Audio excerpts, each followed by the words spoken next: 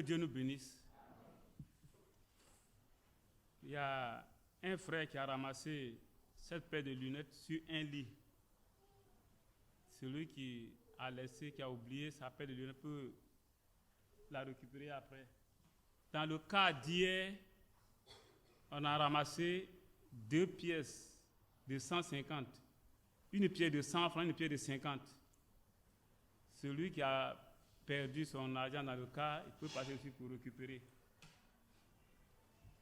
S'il y a des candidats au baptême, le baptistère est en train d'être rempli.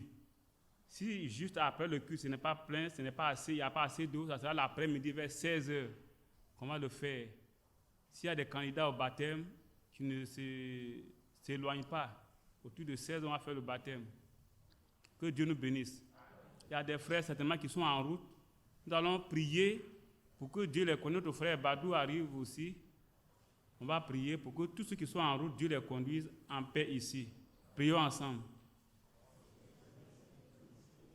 Seigneur, notre Père, notre Dieu, nous remettons nos bien-aimés qui veulent communier avec nous, mais qui sont en route. Nous les remettons en tes mains. Ton serviteur Badou et certainement d'autres personnes.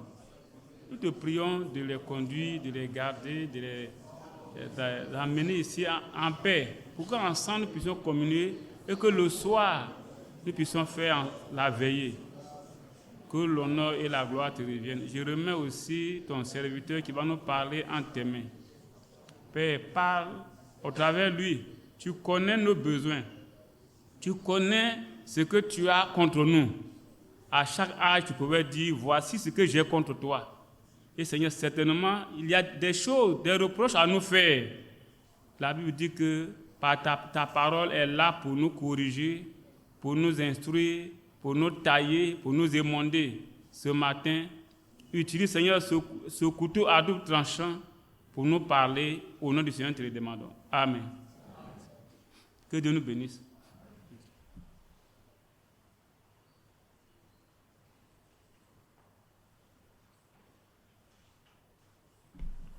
Que Dieu nous bénisse. Nous voici encore ensemble.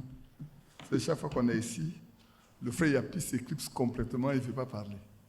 J'espère que ce soir, il va accepter au moins de nous parler aussi, en compagnie peut-être de frère Badou. Hein? C'est vrai, que Dieu te bénisse. Vous savez,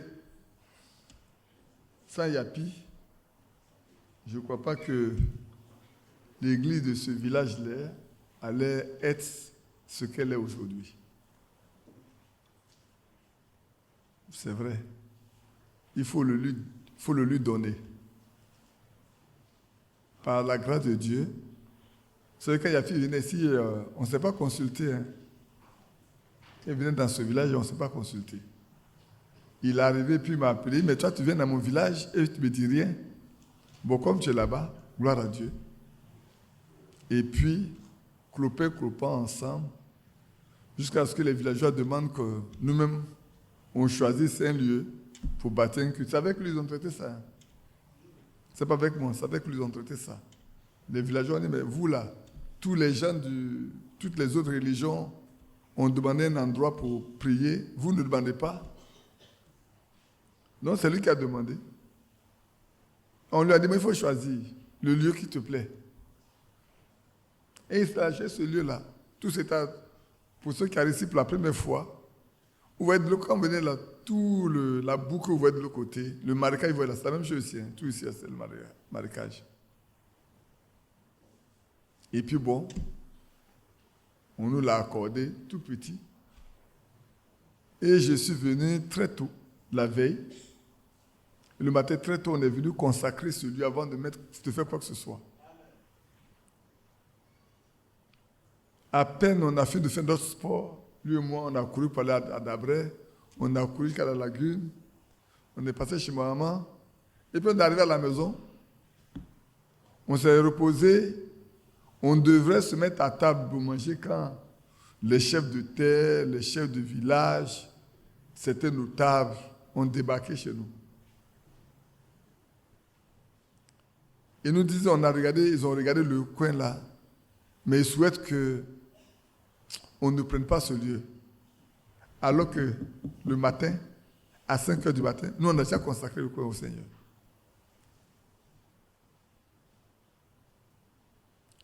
Où est-ce qu'on nous donne? Où est de l'autre côté, dans la boue de l'autre côté là, où il y a un peu de bambou de Chine? Allez-y regarder là-bas. Si vous voulez, vous prenez ça. Puis il y a un autre endroit là dans le village, allez regarder ça aussi, ça vous plaît, vous prenez ça. On a été regardé, on est venu, puis il dit à Yapi, on a déjà consacré ce lieu au Seigneur, on ne quittera pas. S'ils veulent, ils n'ont qu'à nous pousser dans la boue, on va être dans la boue. Mais vous savez pourquoi? Ici, c'est le siège des sorciers. Moi, mon père qui m'a mis au monde, quand on était encore jeune, l'a dit, cette voie-là, cette petite portion de terre, depuis où il y a le petit pont là, vous voyez, non, ils ont mis tout près le dernier là, de là ici. Après de 1h, 2h du matin, il faut être un garçon pour traverser ça, pour rentrer au village. Vous comprenez ce que ça veut dire? Il faut être un garçon pour pouvoir traverser vers le village. Quand les pèlerins arrivent là, ils ont leur corde là. Et puis ils mettent ça du carreau blanc, ils mettent ça ici. Hein? Ça traverse la route. Ils mettent ça traverse la route. Ils étaient obligés, à cause de nous maintenant, de pousser ça un peu loin. Ils ne peuvent pas le faire dans les environs du lieu où on est. C'est pour ça que ça a bloqué beaucoup de personnes. Pourquoi ils veulent s'installer à l'entrée du village? On sera trop visible. Et puis, la foi et la sorcellerie ne marchent pas ensemble. Ils savent, hein? Écoutez-moi bien. Ce village-là, il faut être un chrétien pour être ici. Hein? Il ne faut pas jouer à la religion. Il y a un monsieur qui est venu ici faire la sorcellerie. Tous ses fétiches ont disparu. Alors, vous ne venez pas pour... Alors, c'est Yapi qui a permis qu'on ait ce lieu. Et puis, bon, ben, on a commencé à construire. Ils avaient décidé de casser. Il y a plusieurs groupes, ils vont casser. Ils vont casser, ils vont casser. On a dit, venez casser. Nous, on construit. Ça passe, ça passe. Il y a un qui a dit, aussi longtemps qu'il est vivant, ce coin va être cassé. Nous, on a construit, on a fini de construire. Avant qu'on ait fini de construire, qu'est-ce qui s'est passé? Il est mort. Avant qu'on ait fini de construire, il est mort. Avant qu'on ait fini de construire, là, il est mort. On n'a pas fait parler avec lui. Et la plupart de ceux qui se sont opposés sont plus de cette terre-là. La terre ne lui appartient pas, ça appartient à Dieu. Et si Dieu prend une terre qui lui appartient, qui peut aller lui arracher? Personne. Et puis quand on construisait, j'étais les dire, tu sais où va se trouver? Partout là, c'est de la boue. Hein. Ça, sachez, c'est de la boue. On était là, puis tu sais où va se trouver ton portail d'entrée?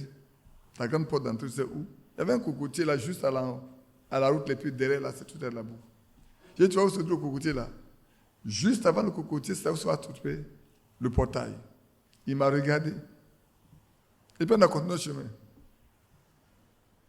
Aujourd'hui, le grand portail se trouve exactement à l'endroit indiqué. Pourtant, c'est dans la boue. Personne ne savait qu'on allait pouvoir remblayer et tout. C'est quand on a commencé à remblayer que quelqu'un a dit, mais donc on peut remblayer le marécage et puis construire, et puis depuis on est resté comme ça. On va commencer à remblayer le marécage. Mais qui a remblayé les marécages? Personne. Personne n'a pu le faire. Dieu a fait grâce. Dieu a fait grâce. Ceux qui sont venus il y a à peu près 1 an aux obsèques de ma maman, ceux qui étaient venus à l'inauguration et qui ne sont plus revenus, quand ils sont passés, cette fois ils étaient tous suivis. Parce que c'était dans la brousse, que tu étais devenu de la brousse, des herbes ont poussé. Mais quand ils sont arrivés, ils étaient surpris de voir que vous avez travaillé. Et surtout quand ils sont rentrés dans les chambres, ils ont vu qu'il y a des climatiseurs, alors là c'est grave. Ils ont mis climatiseur dedans. Mais ils ont travaillé. Hein? Donc ce matin, on est là par la grâce de Dieu, parce qu'il y a pire arrivé dans ce village. Amen. Parce que le Seigneur a envoyé Yapi dans ce village pour que nous ayons un endroit où on peut se rassembler tranquillement. et puis prier. Quand on vient, on n'a pas de souci pour dormir et tout. C'est la grâce du Seigneur. Après qu'on est sur lui. Que son nom soit loué. Voilà, on vient de passer 365 jours. Beaucoup sont partis. C'est vrai. Nous, on a été frappés dans l'année par, je crois, deux grands deuils, c'est ça, non? Également. Là, j'ai une cousine qui a fait un AVC. C'est ça, non? Elle est encore à l'hôpital. Donc, quand on va quitter ici, je souhaite la voir. Tout le monde s'attendait à finir 2023 correctement, mais elle a fait un AVC. Il y a un autre qui a fait un accident de voiture aussi. Par la grâce de Dieu, la chose n'a pas été aussi grave que ça. Et comme je disais à son père, l'année dernière, à la même époque, il y a notre nièce qui a fait un accident avec un pied cassé. Ça, non. Cette année, c'est sa tante qui fait un accident, et c'est son orteil qui est déplacé. Bref, je ne vais pas vous embêter avec tout ce récital. On va passer simplement aux choses pour lesquelles nous sommes venus. On est ici pour quoi même?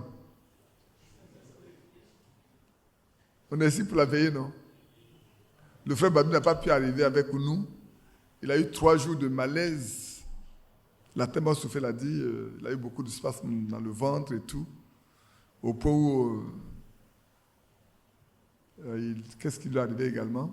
Il avait des vertiges. Donc il a été prendre la tension, voir tout ceci pour voir si ses circonstances sont bonnes. Oui, c'est vrai. Donc il a dit qu'il va se mettre en route. Certainement qu'il va nous rejoindre l'après-midi. Que Dieu nous bénisse. Ah, d'accord.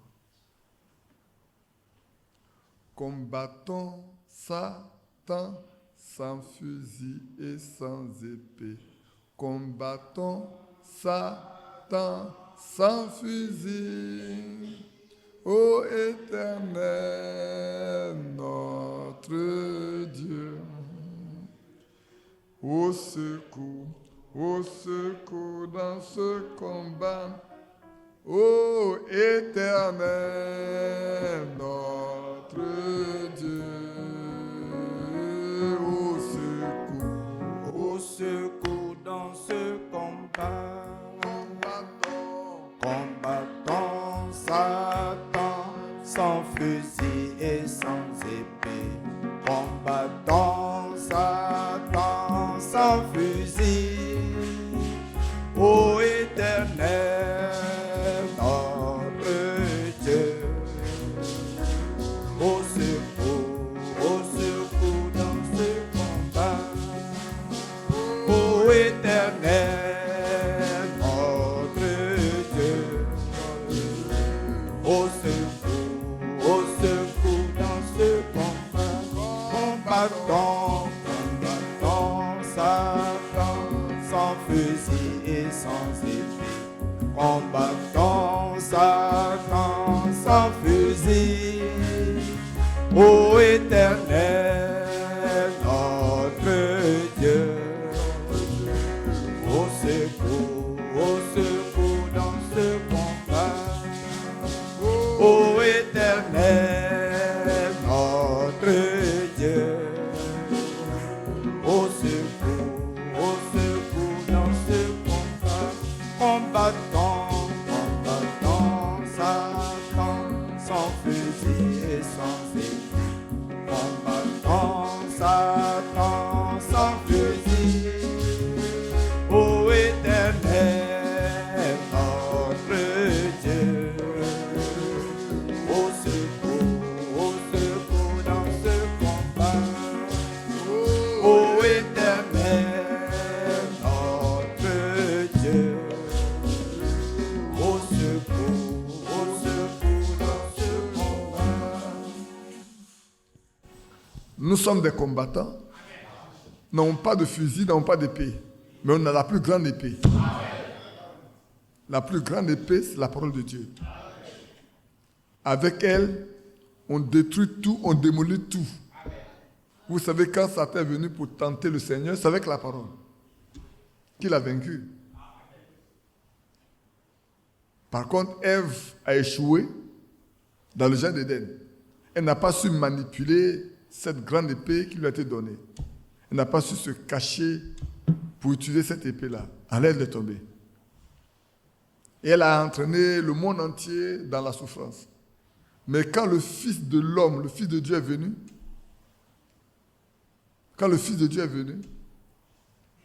Satan pensait que c'était la même chose. Alors il a tenté de voir. Il prend la parole lui-même ici. Le Fils de Dieu qui est la parole lui-même, met ça ici. Quand il met ici, il met ici. Et puis à la fin, il a été terrassé, il a fui. Si nous voulons vaincre également, nous devons avoir avec nous la pure parole de Dieu. Parce que la Bible dit que c'est une épée à deux tranchants. Elle est efficace, très efficace. Elle sépare jointure et moelle, âme et esprit. Elle discerne les pensées des cœurs. Et alors, quand vous avez ça en main, vous ne pouvez qu'être victorieux. En toutes choses, en tout temps, en tout lieu. Quand l'ennemi vient, vous dites au nom de Jésus.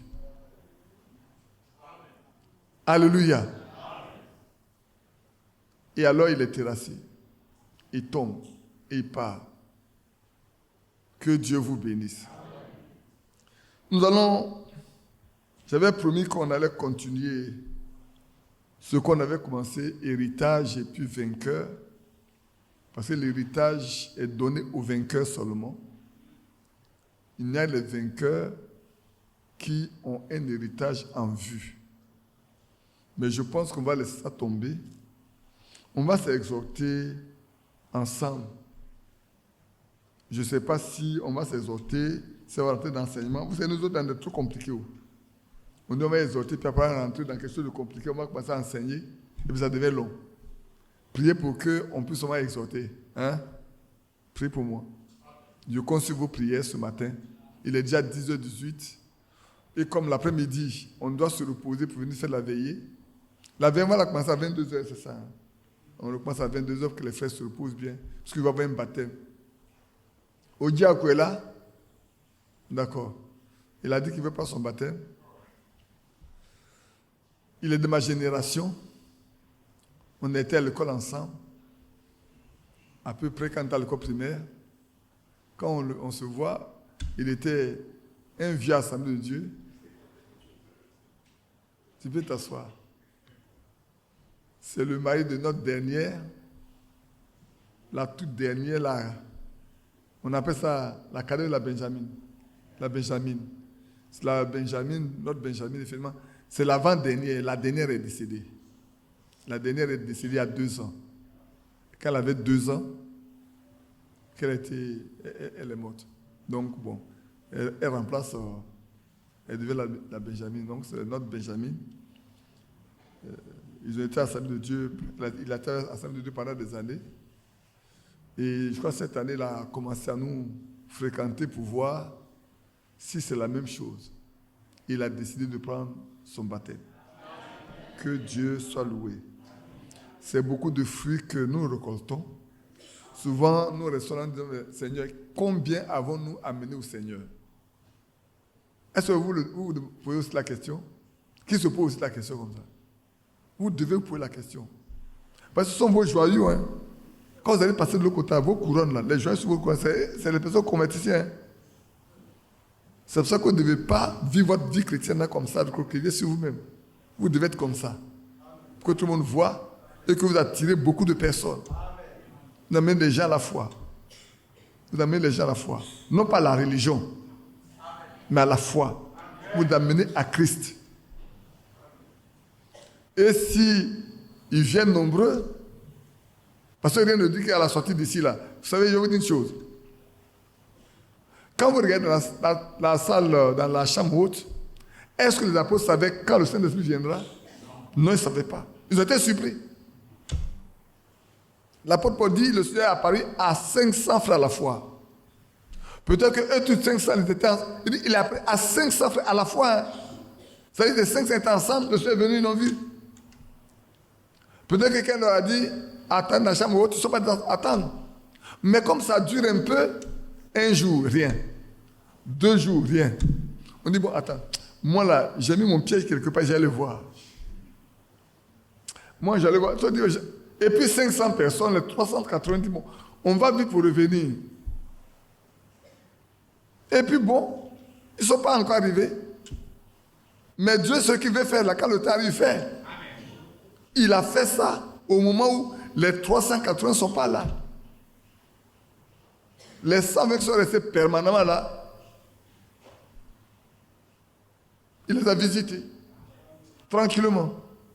Et puis quand Pierre et Jean ont prié pour ce estropié qui est guéri, et qu'on a commencé par les menacer et tout, on les a libérés, quand ils sont partis raconter ça à tous les frères, ils se sont tous mis à prier. Ils priaient pour que le Seigneur leur donne de l'assurance pour qu'ils puissent continuer d'annoncer l'évangile. C'est pas ça? Et au moins ils sont ensemble en train de prier. Le lieu a tremblé. Ils n'avaient pas prévu que le lieu tremble. Le lieu tremble. Et puis la Bible dit, ils sont tous remplis du Saint-Esprit. Dieu peut faire la même chose, même maintenant même. Personne ne sait quand et comment, mais il peut le faire. Il est Dieu. Et quand il a dit à Pierre, va chez Corneille, Corneille ne sait même pas de quoi il va être question. Pierre ne sait même pas ce qui va se passer. Quand vous lisez le discours de Corneille et de Pierre, vous allez vous rendre compte. Il dit, mais Pierre dit, mais vous savez qu'il n'est pas permis à un juif de fréquenter des incirconcis. Mais comme on m'avait appelé là, dites-moi la raison pour laquelle on m'avait appelé. Alors, Corneille prend la parole et dit, moi aussi, hier, à cette heure-ci, étant de prier ici, quand un homme vêtu de blanc est venu, me dit, envoie quelqu'un à Jopé pour rechercher quelqu'un qu'on appelle Simon, surnommé Pierre. Il est chez un certain Simon, chez le croyant, près de la mer là. Va le chercher. Il dit, bon, c'est pas que je t'ai envoyé chercher. Maintenant, ce que Dieu t'a dit là, dis-le nous. La raison pour laquelle Dieu a voulu qu'on aille te chercher, on a été te chercher maintenant, nous sommes là, dis-le nous. Pierre est surpris, il dit, on ne peut pas aller chez les païens, mais comme vous m'avez appelé, je suis venu. Ce que vous voulez que vous voulez là, dites-le moi. Là, j'ai dit, moi, si Dieu m'a envoyé un ange qui va aller te chercher. Maintenant, ce que Dieu t'a dit là, de nous dire là, dis-le nous, on est là, on t'attend. Ce n'est pas Corneille, ceux qui étaient là à sa maison. Hein. Quand vous lisez, Corneille a fait venir ses amis et ses parents. On dit sa maison là, tout le monde craint Dieu. Ils sont pieux. Ils prient beaucoup. Il faut beaucoup de monde. Mais est-ce que ceux qu'il a invités là, ils sont comme lui? Personne ne le sait. La Bible ne dit rien dessus. Mais quand le Saint-Esprit est venu, est-ce qu'il a crié? Non. Non. Non. Quand il est descendu, on dit tous. On reçoit le Saint-Esprit. Pierre ne s'attendait pas à ça. Il dit quoi? Ils ont aussi reçu le Saint-Esprit comme nous au commencement. C'était un grand étonnement pour lui. Mais Dieu avait prévu. Ils n'ont pas compris ce que le Seigneur avait dit. Il dit, vous, dans peu de jours, vous serez baptisés du Saint-Esprit. Et vous serez mon témoin où? À Jérusalem, en Judée, en Samarie et aux extrémités de la terre. Il n'a pas dit chez les incirconcis, hein, aux extrémités de la terre. Est-ce que les Juifs sont aux extrémités de la terre? Va lire Acte 2. Les Parthes, les Mèdes, les Arabes, les Crétois, ils ne sont pas en Judée. Hein. C'est faux? Et c'est faux. Il y a combien de nationalités qui étaient venues à Jérusalem pour adorer? 17 nationalités, non? Ou bien je me trompe? 17 nationalités. Qui dit c'est vrai? Il lève la main. Qui ne connaît pas, il n'a qu'à lever la main. Bon, alors, j'ai lu ça avec vous. Allez dans Acte 2. Et puis on va compter.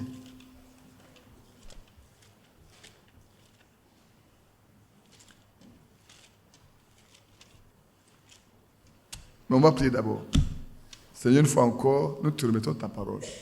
Alors que nous commençons cette réunion, conduis toutes choses et remplis-nous de ton esprit, parce que c'est pour ça que nous sommes là, au nom de Jésus-Christ. Amen. Dans Actes chapitre 2,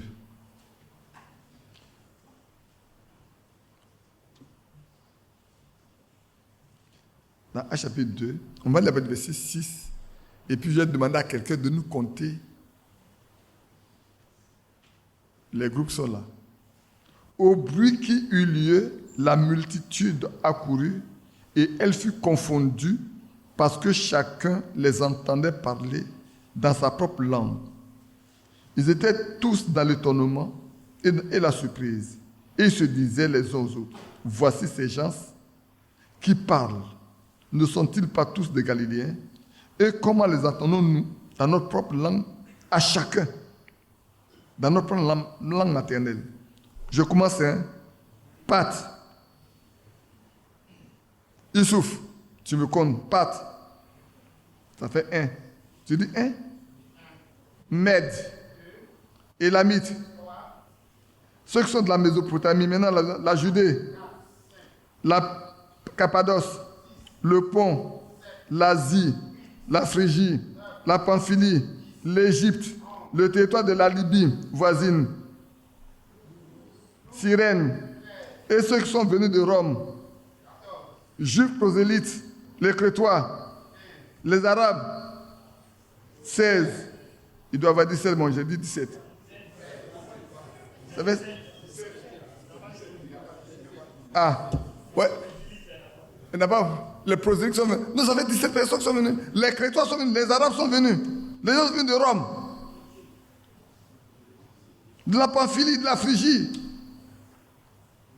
De la Mésopotamie, des Mèdes, des Parthes. Ils étaient tous là. Et puis chacun avait sa propre langue. Ils ont entendu ce frère. Le miracle était grand, hein, ce jour-là. Ce jour-là, le miracle était grand. Les gens parlaient le galiléen. On ne dit même pas que c'est l'hébreu, on dit le galiléen. Mais les Arabes entendaient ça en arabe. Les Crétois, ils ne savent pas quelle langue ils l'entendaient chez eux. Les Romains entendaient ça. Les Grecs peut-être entendent de la même manière. Donc chacun entend ça. Voilà 120 personnes qui parlent. Ça doit faire un gros brouhaha, non? Un gros brouhaha. Mais ce n'était pas un brouhaha, hein? C'était tellement distinct que chacun savait ce qu'on lui disait. Pourquoi? Parce que ce n'est pas eux qui parlent, c'est le Saint-Esprit qui parlait par leur bouche. Et Dieu a fait ce grand miracle-là. Donc chacun, on pourrait comme dire, il y avait beaucoup de langues qui avaient été parlées ce jour-là. Ils ont parlé une seule langue, mais beaucoup d'interprétations de la langue. Donc chacun a compris cela. C'est pour ça que l'apôtre Paul peut dire que ceux qui parlent en langue là, ils doivent pouvoir interpréter parce qu'il n'y a pas de langue qui n'a pas de signification. Chaque langue qui est sur la terre là a un sens. Même les barbares ça a un sens. Que Dieu soit loué. Donc, ce matin, on va s'instruire un peu simplement. Avant de poursuivre, nous avons passé quelque temps à jeûner. Sachez que c'est un début pour chacun de nous. Pas forcément pour des groupes, mais pour chacun de nous. Et je vais insister un peu dessus pour que vous sachiez. D'abord, dans Matthieu, je crois Matthieu 9, 5, les premiers qui sont pleins, c'est les disciples de Jean-Baptiste et les pharisiens. Parce que chez les Juifs, là, j'ai pris le temps avec le frère Yapi de rechercher. Il y a 4 mois au cours desquels ils jeûnent. Ils jeûnent au 4e mois. Ils jeûnent au 5e mois. Ils jeûnent au 7e mois. Et ils jeûnent au 10e mois. Je vais vous donner les passages, ne vous en faites pas. Pourquoi arriver à la maison, se lire. Alors, vous prenez Zacharie. Notez, hein, notez. Vous prenez Zacharie, chapitre 7, le verset 5, et chapitre 8, le verset 14. Non, le verset 19. Chapitre 7, verset 19. Laissez-moi regarder pour ne pas vous donner un verset qui ne tient pas. Vous prenez Zacharie. Zacharie, le chapitre 8. Je regarde juste chez moi le verset 19. Si vous voulez, je vais vous le lire en même temps. Ainsi par l'Éternel des armées, le jeûne du 4e mois, le jeûne du 5e mois, le jeûne du 7e mois et le jeûne du 10e mois se changeront pour la maison de Juda en jour d'allégresse et de joie, en fête de réjouissance. Mais aimez la vérité et la paix. Vous pouvez jeûner pendant tout le temps, mais vous devez aimer la vérité et la paix. La vérité qui amène la paix. La vérité et la paix. Et puis quand on partait dans Zacharie 7, il va vous dire au verset 5, dis à tout le peuple du pays et aux sacrificateurs, quand vous avez jeûné et pleuré au 5e mois, au 7e mois, et cela depuis 10 ans, 70 ans, est-ce pour moi que vous avez jeûné? Et quand vous avez mangé et bu, n'est-ce pas c'est pas vous qui avez mangé et bu?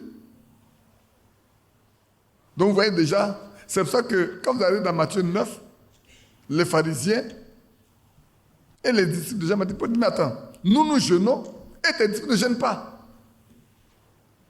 On le lit dans Matthieu 9. Prenez Matthieu 9. Prenez Matthieu chapitre 9. Je lis le verset 14, Matthieu 9, 14, 15. Alors les disciples de Jean vinrent auprès de Jésus dire, pourquoi nous et les pharisiens jeûnons-nous tandis que tes disciples ne jeûnent point? Même papa ne jeûne point. Jésus leur répondit, les amis de l'époux peuvent-ils s'affliger pendant que l'époux est avec eux? Les jours viendront où l'époux leur sera enlevé, alors ils jeûneront. Déjà, le Seigneur leur dit, non, maintenant, là, ils n'en ont pas besoin. Je suis avec eux. Mais quand je ne serai pas avec eux physiquement, vous allez voir, peut-être ils jeûneront même mieux que vous. Et la deuxième instruction importante liée au jeûne, c'est dans Matthieu 17. Prenez Matthieu 17.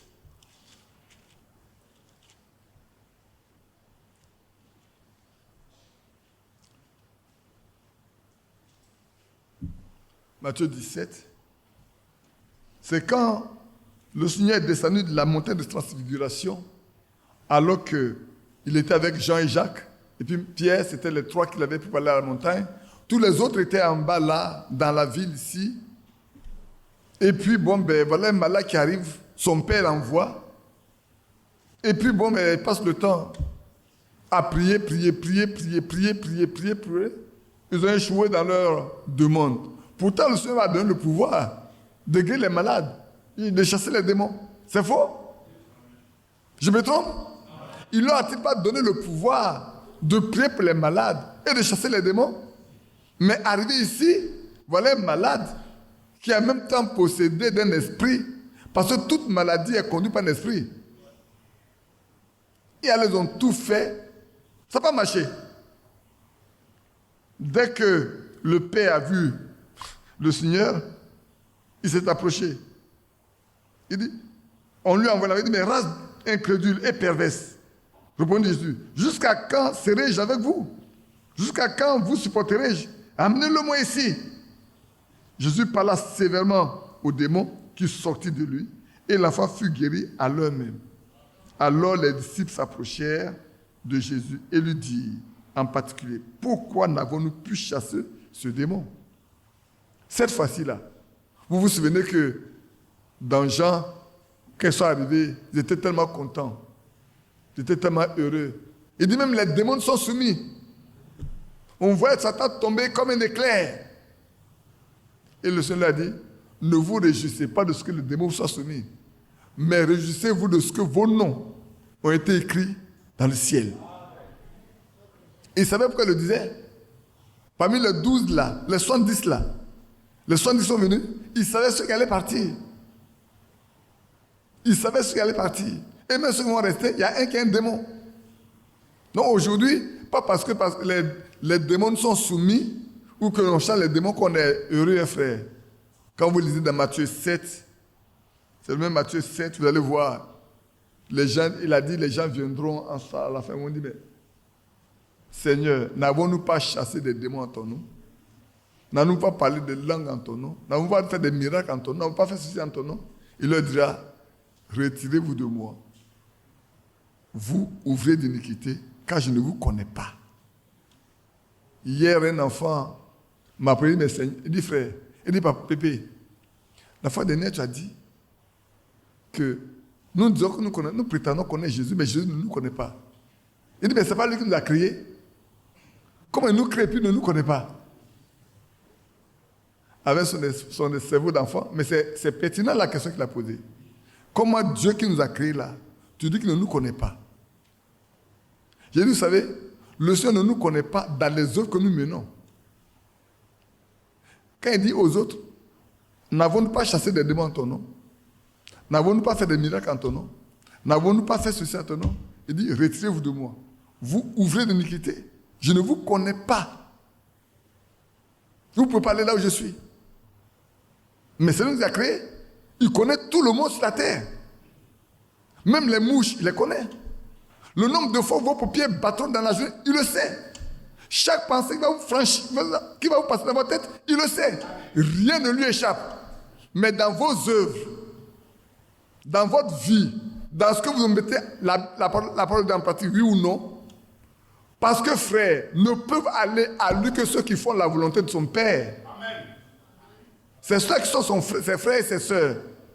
Les autres, il ne les connaît pas. Ils ne sont pas parents à lui.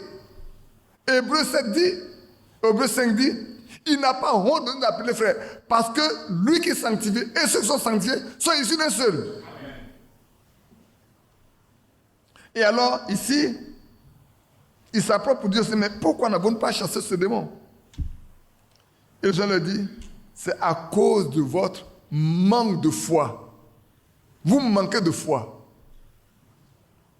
Cette personne n'a pas pu. Et il continue, il ne s'est pas arrêté là. Il dit, cette sorte de démon-là, pour qu'il parte, il faut prier et jeûner. Il faut mettre les deux ensemble. Il ne faut pas vous condamner de prier. Frère, c'est pour ça qu'il y a des choses pour lesquelles on manque de succès en tant que des croyants. Oh, quelqu'un me dit, frère, moi je jeûne 3 jours. C'est ce que je peux faire. C'est vrai. Moi aussi j'ai jeûné 3 jours avant. Mais j'ai fait ma plus grosse expérience avec Dieu quand on a fait 1 mois dans la brousse. On a jeûné. Je ne sais pas si je l'ai dit un jour en public. Pour ceux qui n'ont jamais fait d'expérience avec Dieu, il va penser que Badi parle des choses mystiques. Alors quand on est arrivé, on est parti à l'école, à l'université. Mais j'avais un camarade de classe à qui je voulais parler. Il était au milieu d'un groupe et je ne peux pas crier son nom. Je ne peux pas crier pour l'appeler. Vous savez ce qu'il a fait? Qui se souvient de ce qu'il a fait? Il a dit, ah, vous vous souvenez? J'ai juste fait comme ça. J'ai dit, Seigneur, appelle-moi.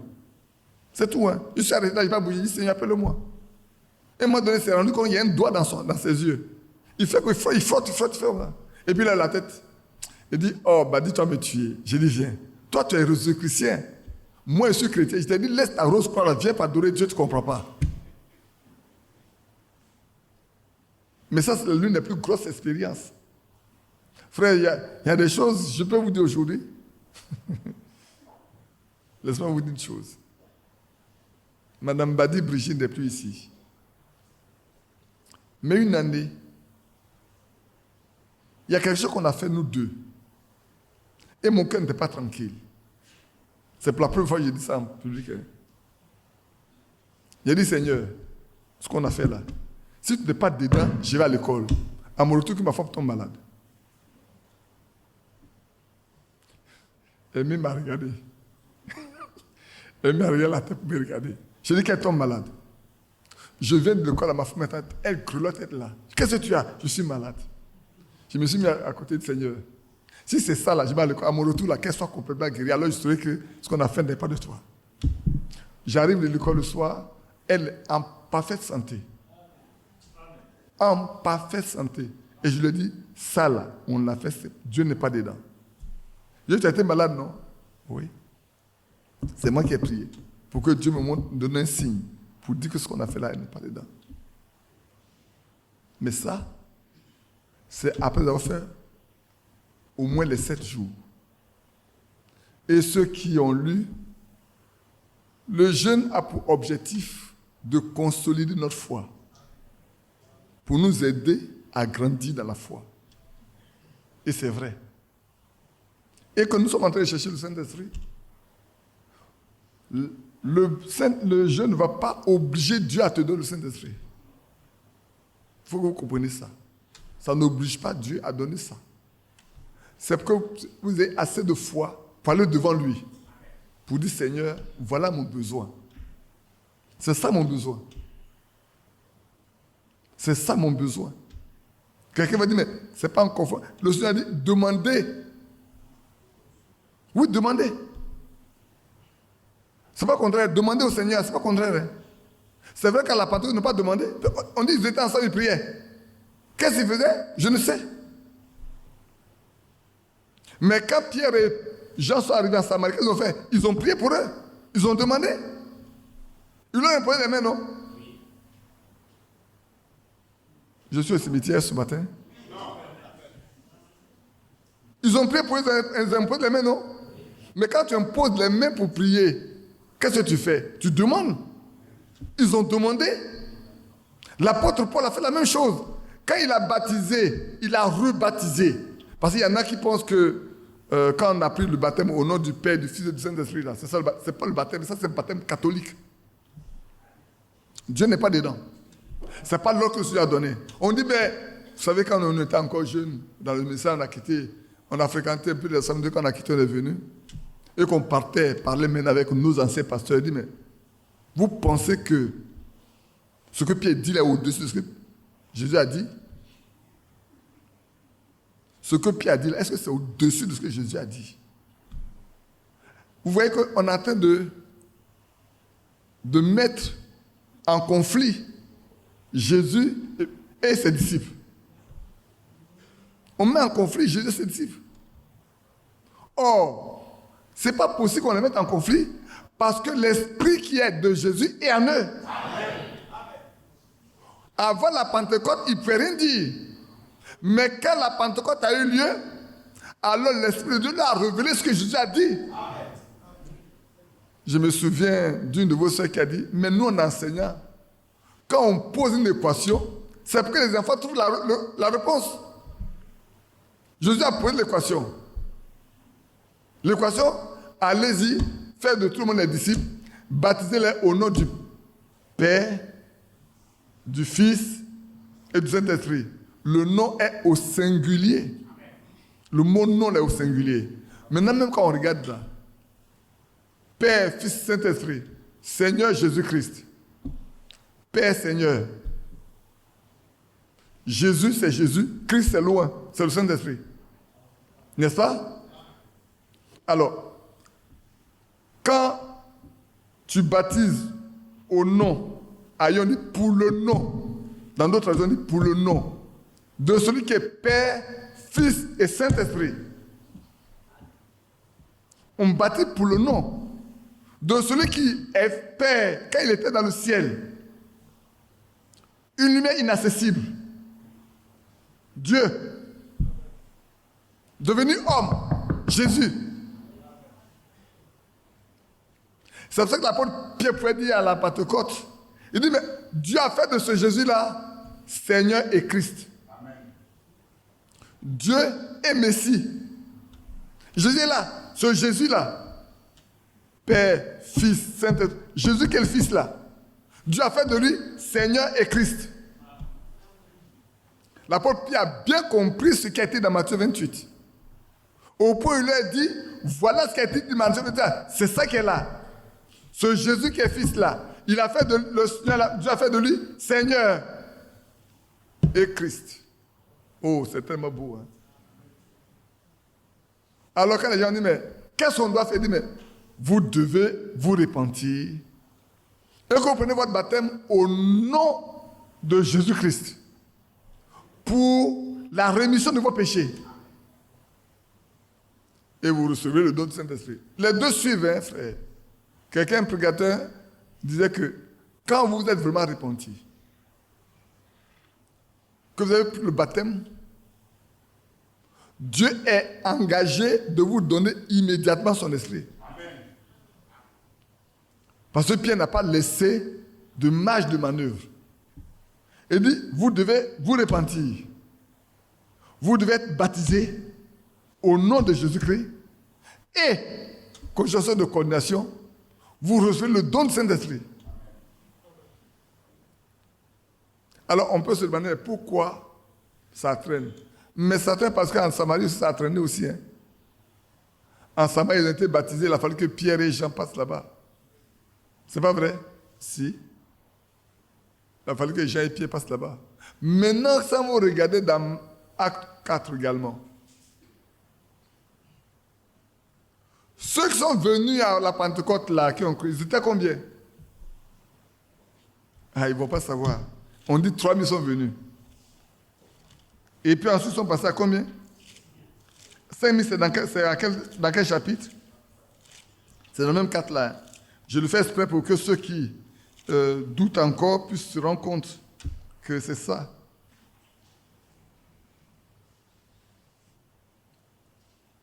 Dans Actes chapitre 4,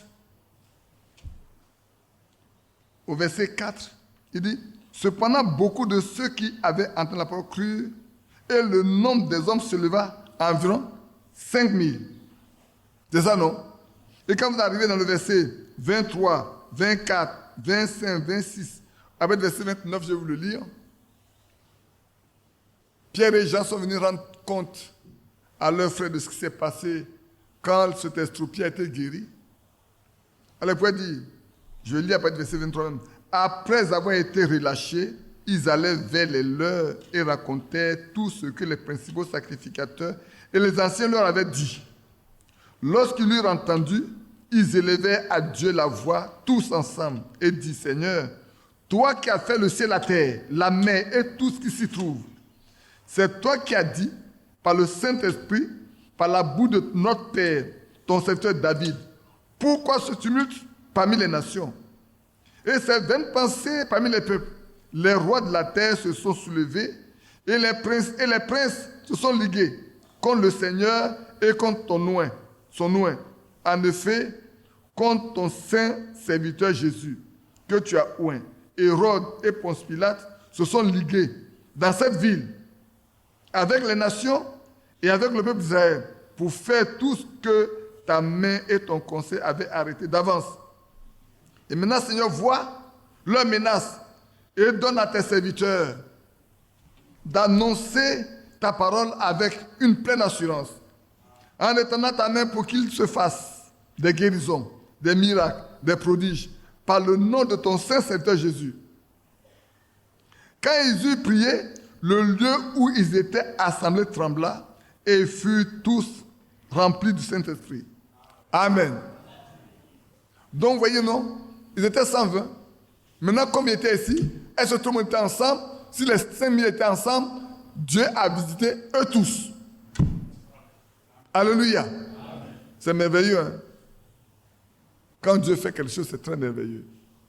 Donc, frères, nous sommes là pour prier, pour intercéder pendant ces jours qui nous sont donnés, pour que Dieu se souvienne de nous. Parce que c'est une nécessité absolue, frère. Le Saint-Esprit est une nécessité absolue pour tous les croyants qui veulent passer à l'enlèvement. Pour quiconque veut aller dans l'enlèvement, il doit obligatoirement plier les genoux, demander au Seigneur d'accomplir la promesse qu'il a faite. La promesse est valable, elle demeure, elle n'a pas été changée. Il faut que nous soyons poussés à bout. Considérez que c'est une question de vie ou de mort. Comme je disais hier, frère, c'est un événement qui aura lieu une seule fois, pas deux fois, l'enlèvement. C'est une seule fois. Celui qui manque ça, manque à cet événement-là, il a manqué au plus grand rendez-vous de sa vie, qu'il ne pourra jamais rattraper. Parce que si tu manques à l'enlèvement, tu ne pourras pas être au festin des noces. Tu ne pourras pas être également au millénium. Les 1000 ans de règne qui sont destinés au Seigneur et aux élus, tu n'y seras pas. Alors, À quel moment tu vas apparaître? Au jugement dernier. Quand la Bible dit, à la première résurrection, les autres morts demeurent. Mais quand les 1000 ans sont terminés, alors il y a la résurrection générale. Les livres vont s'ouvrir et le livre de vie également. Encore que ton nom soit écrit dans le livre de vie, pourquoi tu chantes? Si ton nom n'est pas écrit dans le livre de vie, tu ne pourras pas dans l'éternité. Tu vas rejoindre Satan et ses anges dans le temps de feu qui a été créé. Qui va aller dans le temps de feu? Personne. Vous savez, quand on était encore étudiant, il y a un frère qui a dit, si je ne peux pas t'enlever, moi, avant il pensait que la grande tribulation, c'était ça qui amène en même temps chose. Non, point du tout. Ceux qui vivront après l'enlèvement, les croyants qui sauront ce que le message est vrai, c'est eux qui vont passer par la grande tribulation avec les 144 000. C'est très clair. Si maintenant tu as la paix, tu n'as pas pu prendre position pour que Dieu puisse te remplir de son esprit, ce n'est pas quand tu auras la baïonnette à la tempe, si Dieu ne te vient pas en aide, que tu pourras tenir. Ce n'est pas quand on mettra l'épée derrière toi que tu pourras tenir. Même là, quand tu entends un coup de fusil bonnet, tu trembles. C'est faux? Si tu as dit, il y a un coup de fusil quelque part, tout le monde va chercher à rentrer dans la maison, ici, là. Il y en a qui ont oublié des enfants, ils ont oublié qu'il y a des enfants avec eux. Mais c'est vrai. Donc, frère, maintenant que le temps est libre, calme, paisible, abandonnez un peu la nourriture. Mortifions-nous un peu. Allons au pied du Seigneur jusqu'à ce que le plus grand cadeau, l'événement le plus grand, nous soit accordé. Frère, et c'est important. Frère, le baptême du Saint-Esprit est plus important que le travail. Il est plus important que tous les postes que tu peux occuper. Il est plus important que tous les grands rendez-vous que tu peux avoir. Il est plus important que toutes les maisons que tu peux construire. Parce que tout ce que tu peux avoir ici est éphémère. Tu peux les avoir aujourd'hui et ne pas jouir même le jour même tu as reçu ça. Nous, on se souvient encore de quelqu'un qui a fait ses études, il a été à l'ENA, il a fini, il a commencé à travailler. Le même mois dans lequel il a commencé à travailler, alors qu'il s'attendait à la fin du mois de toucher son salaire, on a pris cet argent pour faire ses funérailles.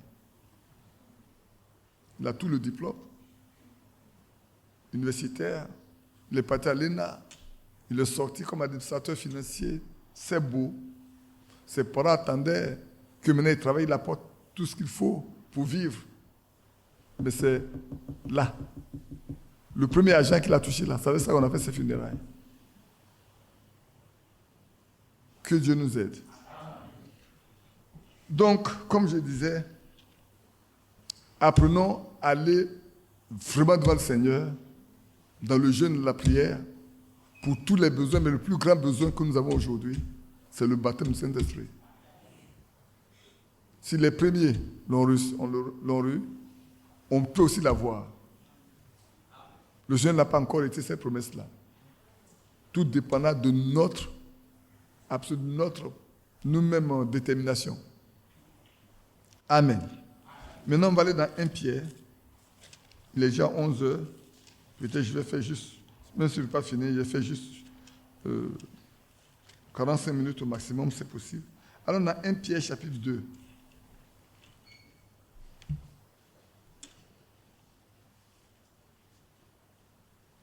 Je lis à partir du verset 1 jusqu'au verset 8. Et nous savons que l'apôtre Pierre n'écrit pas à des païens, il écrit à des croyants de son temps. Si vous voulez bien lire, je lis le verset 1 jusqu'au verset 2, avant de venir le verset. J'ai lu le chapitre 1, verset 1, verset 2, puis je viens passer au chapitre 2. Alors voilà ce à qui l'apôtre Pierre a écrit. Pierre, apôtre de Jésus-Christ, à ceux qui sont étrangers et dispersés dans le Pont, la Galatie, la Cappadoce, l'Asie et la Bithynie. Vous allez vous rendre compte que quand on a lu dans Actes chapitre 2, il y a des villes, il y a des États qu'on a cités là-bas. Qui se souvient? Le Pont était là-bas, non? La Cappadoce était là-bas, non? La Bithynie aussi était là-bas. Et qui sont élus selon la préscience de Dieu le Père, par la sanctification de l'Esprit, afin qu'ils deviennent obéissants et qu'ils participent à l'aspersion du sang de Jésus-Christ, que la grâce et la paix vous soient multipliées. Donc il n'écrit pas à des païens, il écrit à des croyants. Amen. Il écrit à des croyants. Donc au chapitre 2, il dit, rejetant donc toute méchanceté et toute ruse, la dissimulation, l'envie et toute médisance, désirez comme des enfants nouveau-nés le lait spirituel et pur, afin que par lui vous croissiez pour le salut. Si vous avez goûté que le Seigneur est bon, approchez-vous de lui, pierre vivante, rejetée par les hommes, mais choisie et précieuse devant Dieu. Et vous-même, comme des pierres vivantes, édifiez-vous pour former une maison spirituelle, un saint sacerdoce, afin d'offrir des victimes spirituelles agréables à Dieu par Jésus-Christ. Car il est dit dans l'Écriture, « Voici, je mets en Sion une pierre angulaire choisie, précieuse, et celui qui croit en elle ne sera point confus. L'honneur est donc pour vous qui croyez. Mais pour les incrédules, la pierre qu'ont rejetée ceux qui bâtissent, est devenue la principale de l'angle, et une pierre d'achoppement, et un rocher de scandale. Ici, être pour n'avoir pas cru à la parole, et c'est à cela qu'ils sont destinés. Quand tu lis le verset 8, tu te rends compte bien qu'il y en a qui sont destinés à la vie et il y en a qui ne le sont pas. Maintenant, revenons au verset 1. On va regarder chaque élément dont l'apôtre Pierre a fait mention. Voilà ce qu'il dit aux croyants. Il dit, vous devez rejeter toute forme de méchanceté. Le méchant, c'est qui? Le méchant, c'est celui qui fait intentionnellement le mal. Il aime faire le mal aux autres. Intentionnellement, il aime faire le mal. Et l'apôtre Pierre dit, ne faites pas le mal à vos frères de façon intentionnelle, même aux païens. Celui qui est croyant, il ne doit pas faire le mal à qui que ce soit. Et c'est quand on partait dans Psaume chapitre 1. Venez dans Psaume chapitre 1. Vous le savez bien, on en a déjà parlé, on a étudié ça avant. Mais ce matin, alors quand j'étais en train de regarder, regardez bien ce qui est écrit ici. Heureux l'homme qui ne marche pas selon le conseil des méchants. Heureux l'homme. Et le croyant ne doit pas marcher avec les méchants, à force de raison avec leurs conseils. Vous savez, il y a une année, il y avait une sœur qui s'en avait beaucoup de problèmes dans son foyer. Et quand on a poussé plus profondément, on s'est rendu compte qu'elle a fait un lien avec un certain marabout pour envoûter son mari. Peut-être elle vient à l'église. Hein? Oui, elle vient à l'église. Elle a pris son baptême. Je ne vous raconte pas d'histoire. Si le frère qui était là, il allait vous dire oui. Parce que c'est avec lui qu'on a reçu cette soeur. On a poussé, on s'est rendu compte. Vous voyez des gens qui disent qu'ils sont chrétiens, mais ils ont encore un pied dans le monde dans la sphère sorcellérique. Et ici, David dit, heureux l'homme. Veux-tu être heureux? Ne sois pas méchant. Veux-tu être bien heureux? Ne participe pas à la méchanceté, n'aie pas la méchanceté dans ton cœur. Ne fais pas le mal volontairement. Intentionnellement, ne fais pas le mal à autrui. Si tu veux être heureux. Oui.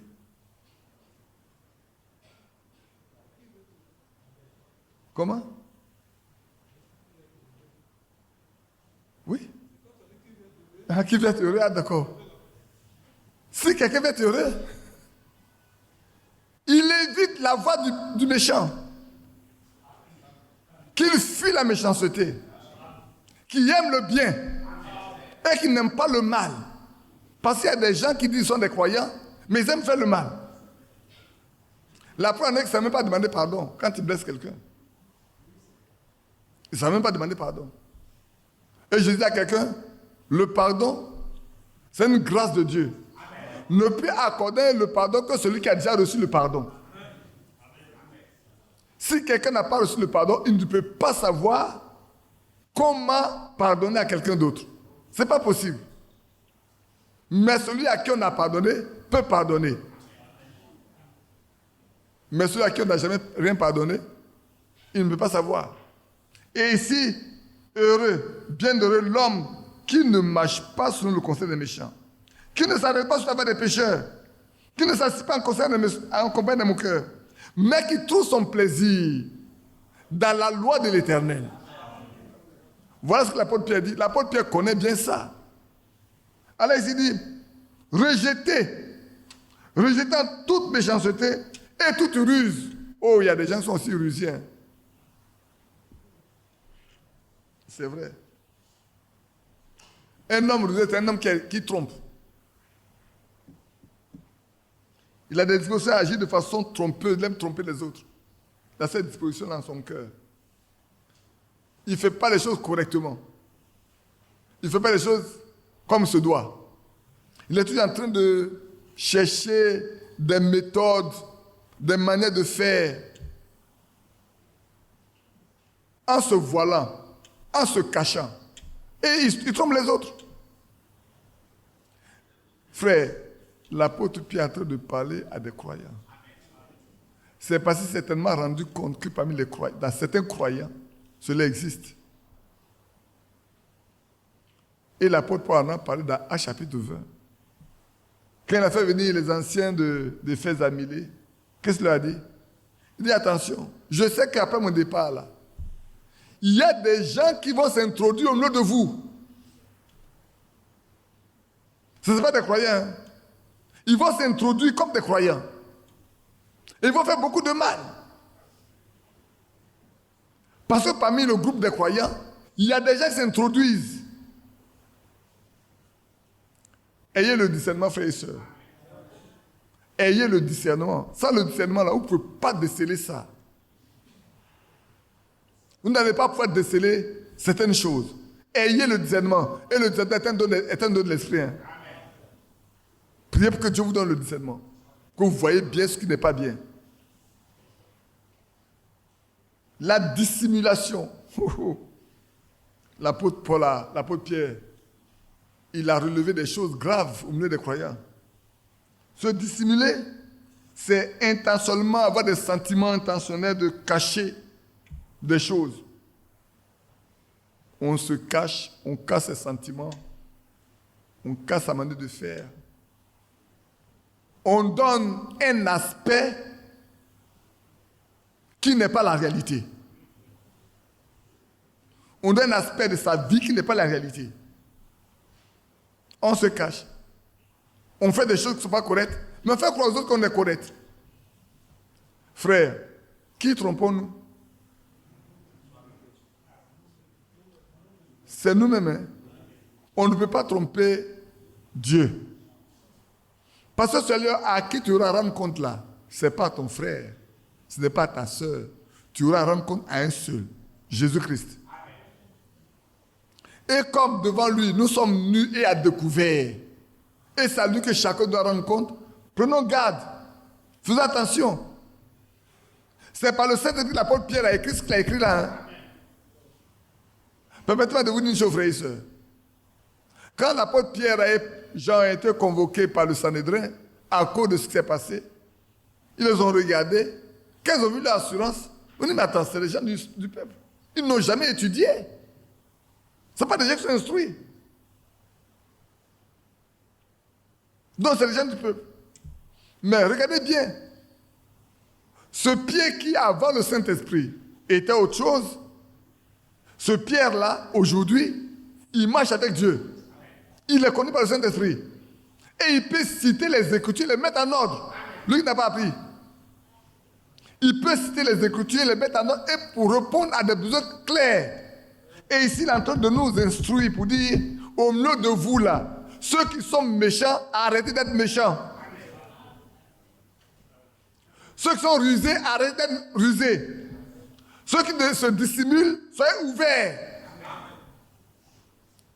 Ne vous cachez pas. Parce que vous n'allez pas vous cacher longtemps devant Dieu. Il vous voit. On ne peut pas se cacher devant lui. Et ça, c'est important, frère. Donne-moi encore peut-être 30 minutes et puis on va s'arrêter.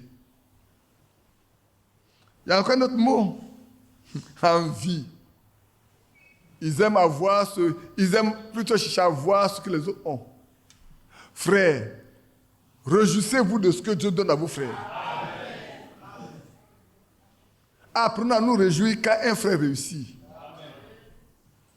Quand une soeur réussit. Souvent on regarde, on dit, mais est-ce que tu sais ce qu'il a souffert avant que Dieu lui donne ça? Or, quelqu'un qui a vu la fin de Job, elle dit, mais Job est bon, hein? Job c'est bien pour lui. Mais voudrais-tu passer par les épreuves par lesquelles Job est passé? Frère, voudrais-tu passer par les épreuves par lesquelles Job est passé par arriver là où il est? Il ne faut pas seulement voir l'aboutissement, il faut voir tout le parcours. C'est comme David. Oh, les gens voulaient être comme David. Mais voudrez-vous passer par le cheminement de David? Qui me comprend? Regardez David, le petit berger quelque part là, derrière les moutons. Il n'avait pas de soucis. Ça va, le Dieu l'a dit, mais quand tu étais berger derrière là-bas, là, tu étais petit à tes yeux. Mais moi, il t'a pris pour que tu sois le roi de tout Israël. Quelle maison tu vas me bâtir? Est-ce que l'Éternel vit dans quelque chose de faire de maison? Non. Mais tu es un homme de sang, tu ne peux pas me bâtir une maison. Celui qui va naître de toi là, celui qui va construire cette maison. David était quelque part là-bas. Il ne pensait à rien. Saül est parti faire ce qui n'était pas bon devant Dieu. Et alors Dieu a dit, va chez Isaïe. J'ai un de ces enfants-là que je veux que tu consacres pour moi. Oh là là. C'est merveilleux, hein? Frère, permettez-moi de m'arrêter un instant.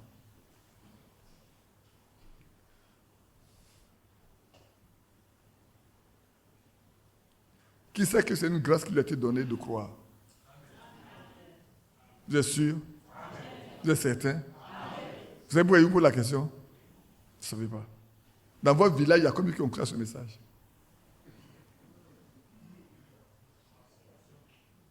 Tu es seul.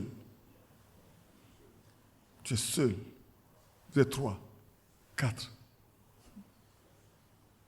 Les 4, il y a combien qui marchent correctement dans le message? Frère, c'est une grâce. Hein? Donc, vous ne savez pas, c'est une grâce. Croire, c'est un don gratuit de Dieu. Croire, le mot croire, c'est un don gratuit de Dieu. Vous savez que le diable croit, non? Et il tremble. Prenons Matthieu. Je vais vous donner le passage. J'ai noté. Hein? Prenez Matthieu 8, verset 29. Pour que vous compreniez bien ce que je dis. Que Dieu assoie-toi bien.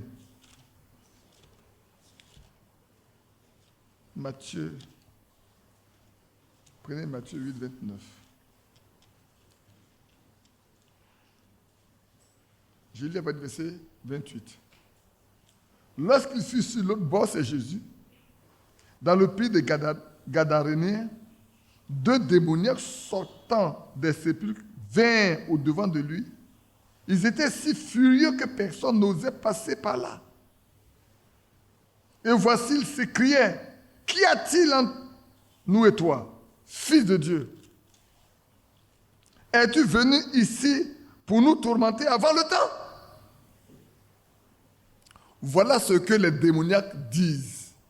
Ils connaissent Jésus comme fils de Dieu. Quand les pharisiens l'appellent Belzébul, mais les démons savent qui il est. Et même savent quand ils vont être tourmentés. Les démons savent leur date de tourment, ils savent quand ça va commencer. Puis il peut poser la question à Jésus, est-ce que tu es venu avant le terme pour nous tourmenter? Qu'est-ce qu'il va leur dire? Il avait loin d'eux un grand groupe de troupeaux qui paissaient. Les démons priaient Jésus disant, si tu nous chasses, envoie-nous dans ce troupeau de pourceaux. Il faut des demandes. Hein? Frère, c'est une grâce de croire. C'est un don gratuit de Dieu. Je parlais avec quelqu'un qui dit qu'il est croyant. Il est un catholique. Puis je lui ai dit, mais tu crois quoi? Qu'est-ce que tu crois? Il dit, mais je crois Dieu. Il dit, mais est-ce que tu sais que Dieu aussi croit Dieu? Il dit, oui. Il dit, mais quel est le fondement de ta foi? Sur quelle base es-tu assis pour dire que tu crois? Là, il était bloqué. Il ne pouvait plus dire, mais je ne comprends pas. Il dit, je ne comprends pas ce que tu dis. Il vient t'expliquer. Et tu vois, la foi là, c'est un don gratuit de Dieu. Celui qui croit, c'est celui qui obéit. Celui qui croit, c'est le seul qui obéit. Si tu n'obéis pas, tu ne crois pas. Parce que croire, c'est avoir confiance. Comment peux-tu avoir confiance pour agir correctement? Ceux qui disent qu'ils croient, qui ne peuvent pas obéir, ils ne sont pas des croyants. Parce qu'ils n'ont pas confiance au Seigneur. Celui qui a confiance au Seigneur, là, il doit se placer. Écoutez, je reviens encore en arrière, hein, frère. Il doit se placer automatiquement et immédiatement sous la domination de Dieu. Il doit se placer sous la responsabilité entière du Dieu tout-puissant. Au point où il ne peut rien faire d'autre que ce que Dieu commande. Si quelqu'un vous dit je crois et qu'il ne peut pas faire ce que Dieu a dit, ce n'est pas un croyant. Peut-être ça vous choque. Mais c'est ça, frère. C'est ça la fois de Jésus a lu ce qui s'est passé avec Saül et Samuel. Il dit, est-ce que Dieu prend plaisir au sacrifice et aux holocaustes comme à l'obéissance? L'obéissance vaut mieux que le sacrifice. Obéir à Dieu ou obéir Dieu vaut mieux que tout. Et ne peut obéir que celui qui se place sous la domination de Dieu. Alors, frère, certainement on va rentrer dans 2024. Mais les choses doivent changer. Nous devons nous soumettre totalement au Dieu que nous prétendons croire. J'aime prendre ce mot, ce verbe-là, prétendre. C'est ça que mon petit garçon m'a demandé la question.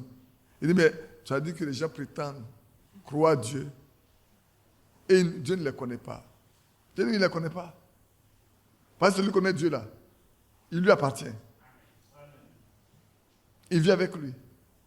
Frère, Romains 8, verset 9, verset 11, doit être pour vous, pour nous tous aujourd'hui, une nécessité absolue. Chacun de nous doit avoir à cœur de voir Romains 8, verset 9, 11 s'accomplit pleinement dans sa vie.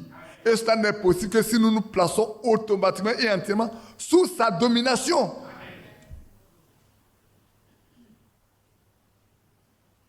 C'est pour l'apôtre Pierre nous enseigne ici, il dit, ne soyez pas des gens qui se dissimulent. Ne soyez pas des gens qui ont envie des autres. Ne soyez pas des gens qui sont des méchants. Ne soyez pas des gens qui sont des rusés. Le serpent est rusé. Donc, quiconque ruse, il est comme un serpent. Oui, frère. Si vous êtes rusé, vous êtes un serpent. Vous n'êtes pas parmi le peuple de Dieu. Le peuple de Dieu est un peuple simple. Honnête. Et l'apôtre Pierre continue. Il dit, deisez comme des enfants nouveau-né. Oh là là, nous venons à la nouvelle naissance encore, frère. Nous revenons à la nouvelle naissance. Nous revenons à la nouvelle naissance. Ce qui manque aux croyants, frère,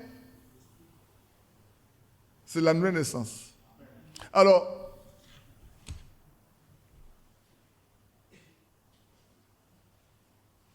quelqu'un peut dire, est-ce qu'on ne se marie pas trop tôt? Ils sont tous surpris de me voir poser cette question. On dit qu'on se marie trop tôt. Si on a tant de problèmes dans nos foyers, c'est parce qu'on n'est pas né de nouveau. Non, c'est trop vite marié. Alors, je vous pose une question, frère. Écoutez-moi bien, je suis sérieux dans ce que je vais dire. Comment considérez-vous les soeurs quand vous n'êtes pas encore marié avec elles? Quelle relation avez-vous avec elles quand vous n'êtes pas encore marié?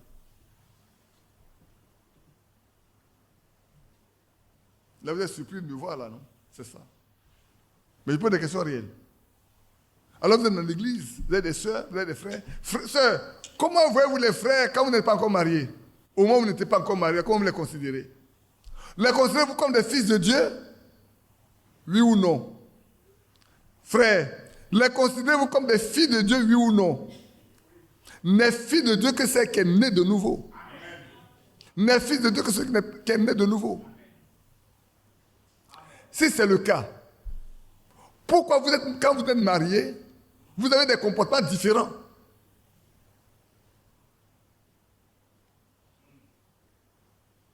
Pourquoi vous ne pouvez pas continuer de développer la même relation que vous avez auparavant? Plus c'est une fille de Dieu, plus c'est un fils de Dieu. Et que l'ordre de Dieu est divin. Le mariage est un ordre divin.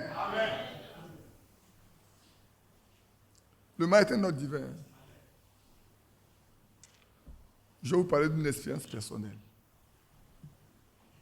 On s'est mariés tous jeunes auparavant. C'est vrai. Mais le mariage que j'ai contracté maintenant, chaque fois que je m'assois, je regarde ma femme. Je dis, Seigneur, mais c'est comme ça le mariage? Là, vous me posez la question, mais qu'est-ce qu'il veut dire? Je vais vous expliquer. Je dis, mais c'est ça le mariage? Non, c'est une décision qu'on prend. Et puis, est-ce que c'est Dieu qui valide ou bien c'est nous qui validons? Ou comment ça se passe? Parce que vous allez prendre une décision. Est-ce que vous prenez votre décision avec Dieu ou la prenez seule avant pour que Dieu valide ça? Vous ne comprenez pas encore, non? Vous comprenez? Est-ce que vous prenez votre décision pour que Dieu valide ça? Ou bien vous prenez la décision avec Dieu? Avant que ça ne soit réel, est-ce que vous avez pris la décision avec Dieu? Parce que si vous avez pris la décision avec Dieu, celle que Dieu vous donne là n'est pas à vous, il appartient à Dieu. Donc vous ne pouvez pas avoir un comportement désagréable avec elle. Vous ne pouvez pas la traiter comme moins que rien.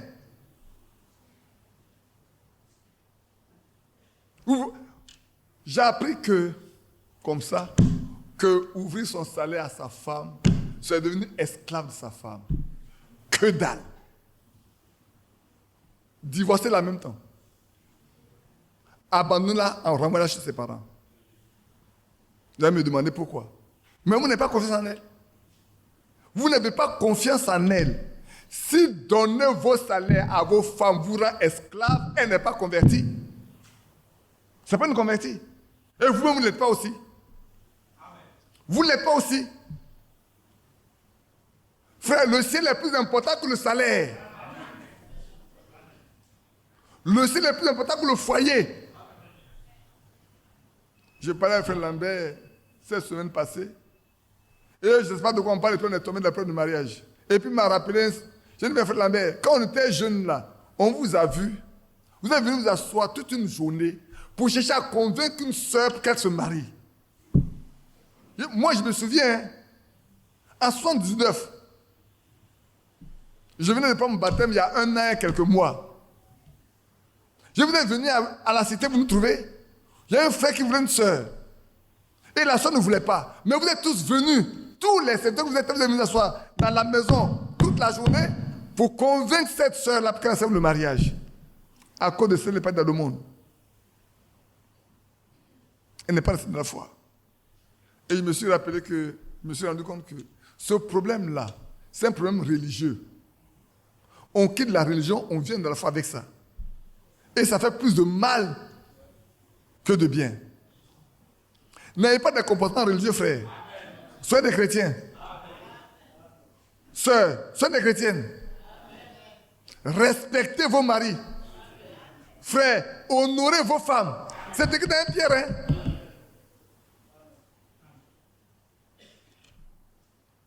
Alors, je viens. Peut-être je vais. Non, allons un peu avant d'arriver derrière.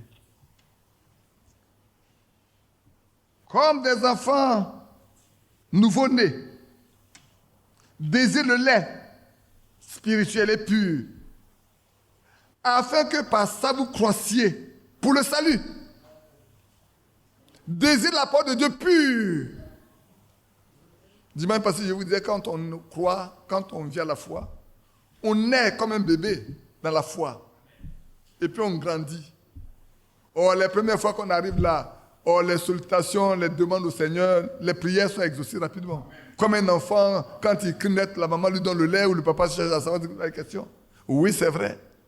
Mais on a besoin de grandir. Et ici, l'apôtre Pierre dit, vous êtes encore comme des enfants. Cherchez le lait. Cherchez le lait qui est pur. Quand vous serez grand, on va vous donner la nourriture solide. Et il continue, si vous avez goûté, le mot goûter, on donne les goûters aux enfants, non? On aime donner les goûters aux enfants pour 16 heures, c'est ça, non? Mais là, tu vois, non? On dit on donne les goûters. C'est un petit repas qu'on donne aux enfants. C'est un biscuit, quelque chose comme ça, quand ils vont à l'école, avec leur bouteille d'eau pour qu'ils puissent se déshydrater pour manger. C'est ça? Et puis on dit, j'ai goûté le repas. J'ai porté ça à la bouche, pour apprécier. Quand jamais c'est quoi? C'est pour tester, apprécier. Si vous avez apprécié, le Seigneur est bon. Approchez-vous de lui. Si le fait de venir à la foi là, vous avez vu que celui vers qui vous êtes venu est bon, restez accrochés à lui. Ne vous détachez pas. Vous savez pourquoi? Hébreux 6. Allons dans Hébreux 6.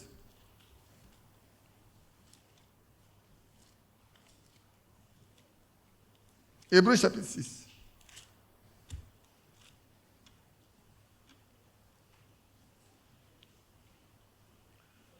L'apôtre Paul nous dit, au verset 1, je commence un peu plus haut, je regarde la montre. C'est pourquoi, laissant les éléments de la parole de Christ, tendons à ce qui est parfait, sans poser de nouveau le fondement du renoncement aux œuvres mortes, de la foi en Dieu, de la doctrine des baptêmes, de l'imposition des mains, de la résurrection des morts et du jugement dernier, du jugement éternel. C'est ce que nous ferons si Dieu le permet. Car il est impossible. Ici, c'est important. Il est impossible. À ceux qui ont été une fois éclairés, qui ont goûté le don céleste, qui ont eu part au Saint-Esprit, qui ont goûté la bonne parole de Dieu et les puissances du siècle à venir et qui sont tombés. Ah, donc on peut goûter tout ça et puis tomber. On peut goûter tout ça et puis tomber. Enfin, on n'a pas mangé. On n'a fait que goûter. On s'est content d'apprécier. On s'est content d'apprécier seulement. Mais on n'a pas pris part. Alors on peut tomber. Prenons garde, frère. Le temps est arrivé où nous devons prendre garde.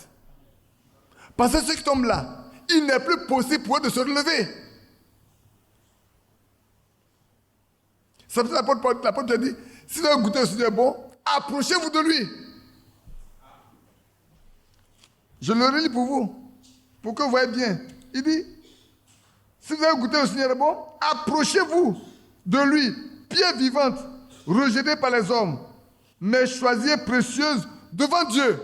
Christ est précieux devant le Seigneur, devant Dieu. Et vous-même, comme des pierres vivantes, édifiez-vous. En qui? En lui. Tous les croyants sont édifiés par le fondement, sur la base du fondement de ce que les apôtres et les prophètes ont enseigné. Et tout ceci nous ramène à Christ. Tout l'enseignement des apôtres et des prophètes, depuis l'Ancien Testament, frère, tout ce qu'ils ont dit ramène à Christ. Les apôtres nous ramènent à Christ. Ils ne nous amènent pas quelque chose de vrai. Ils nous ramènent tous à Christ. L'enlèvement, c'est Christ. Le baptême, c'est Christ. Le millénium, c'est Christ. Si vous avez goûté que Christ est bon, si vous avez apprécié le fait de lire la parole, le fait de venir à lui, qu'il est bon, approchez-vous de lui. Restez accrochés à lui. Marchez avec lui. De peur que vous ne tombiez. De peur que vous ne tombiez, frère. Parce que ici, dans Hébreux 6, il dit, ils ont goûté. Même les dons célestes, la guérison divine, oh, certainement on a prié pour qu'ils soient guéris.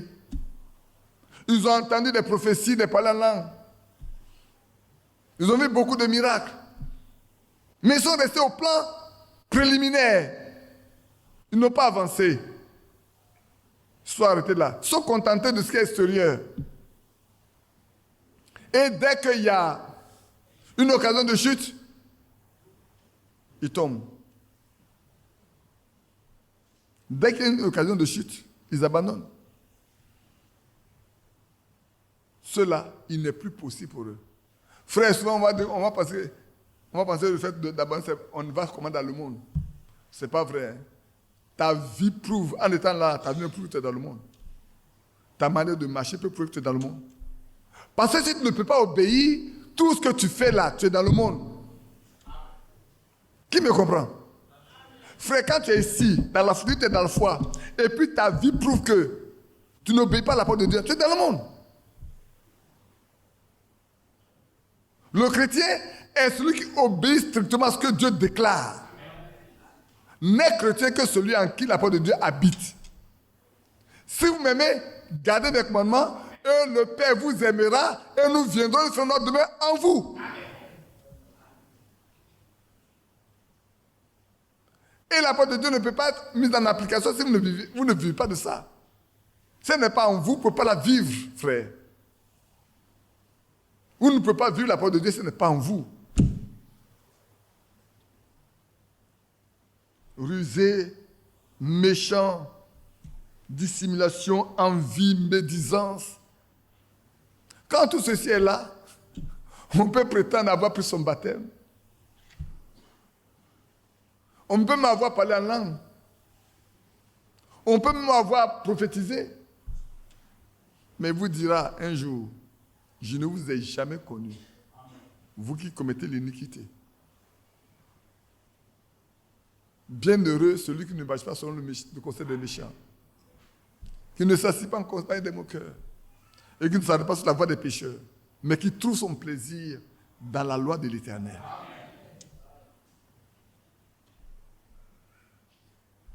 On peut continuer un peu encore? Oui, c'est vrai. Et vous-même, comme des, verset 5 de 1 Pierre 2, et vous-même comme des pierres vivantes, édifiez-vous pour former une maison spirituelle. Alléluia! Chacun de nous est une maison de Dieu en esprit. Nous devons être le temple du Dieu vivant. Un lieu où le Seigneur désire habiter. Voilà ce que nous devons être. Chacun de nous.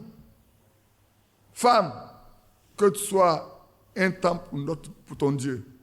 Homme, sois un temple pour ton Dieu. Enfant, sois un temple pour ton Dieu. Fille, sois un temple pour ton Dieu. Prédicateur, frère, écoutez bien. Toi, parce que je prêche, je vais sauver. Si c'est sur ça là, je me trompe. Mon petit garçon, toi, parce que tu joues au piano, tu es sauvé. Si c'est ça là, tu as pris ton temps. Et vous qui êtes là, derrière la machine là-bas là, si c'est parce que vous êtes technicien là-bas que vous êtes sauvé, c'est faux. C'est fou, hein. Et mes filles, on vous appelle instrumentiste d'eau. Si c'est sur ça vous comptez là, mieux vous restez à la maison, c'est plus la peine de venir. Avant de faire ça, Il faut naître de nouveau d'abord. Avant de faire ça là, il faut naître de nouveau. Avant de faire ça, il faut être né de nouveau. Avant de chanter ici, il faut être né de nouveau. Avant de se mettre pour prêcher là, il faut avoir le Saint-Esprit. Ici là, pour prêcher là, il faut avoir le Saint-Esprit.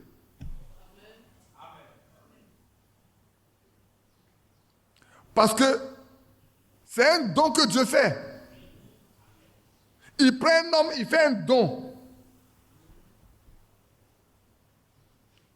Vous pensez que Dieu va prendre quelqu'un qui n'habite pas pour faire un don à l'église? Ça n'existe pas. Dieu, il connaît tout le monde. Et il veut faire un don à son église. Il va prendre quelqu'un qui ne l'appartient pas pour faire un don à son église? Non.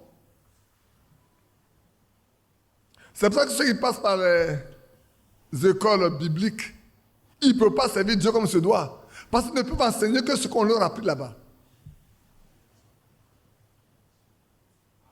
Ils n'ont pas l'esprit de la vie. Ils n'ont pas l'esprit du Saint-Esprit. Ils n'en ont pas. Quelqu'un me dit, mais, et les apôtres? Mais les apôtres, c'est quand le Seigneur était avec eux, qui les envoyait. Mais quand ils n'étaient plus là, est-ce qu'il les envoyait? Il dit, n'allez pas jusqu'à ce que. N'allez pas jusqu'à ce que.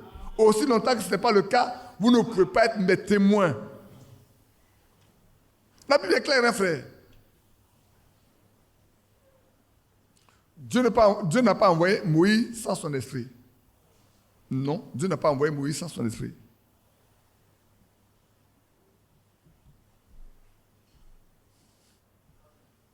Ah. Tout le monde me regarde. Mais Dieu n'a pas envoyé David sans son esprit.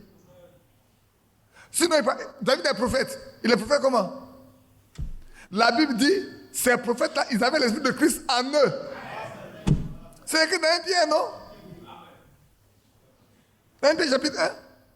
Lisez le verset 10 au verset 11. Ils avaient l'esprit de Christ en eux. Ils avaient l'esprit de Christ en eux. Sinon, comment parleront-ils? Comment pourront-ils parler des choses qui concernent, frère? L'homme charnel ne apprécie pas les choses spirituelles. Les choses spirituelles, là, c'est avec l'esprit qu'on en juge. C'est vrai. Édifiez-vous pour former une maison spirituelle, un saint sacerdoce, afin d'offrir des victimes spirituelles agréables à Dieu par Jésus-Christ, pas par quelqu'un d'autre. On ne peut rien faire en dehors de lui. Et c'est vrai, frère.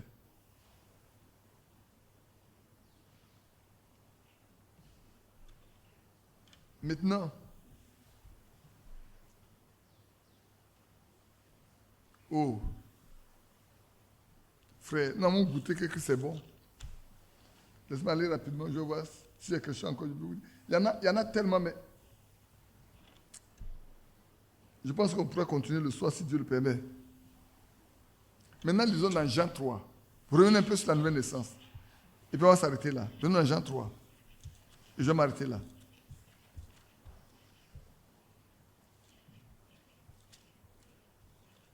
Jean chapitre 3. Prenez Jean chapitre 3.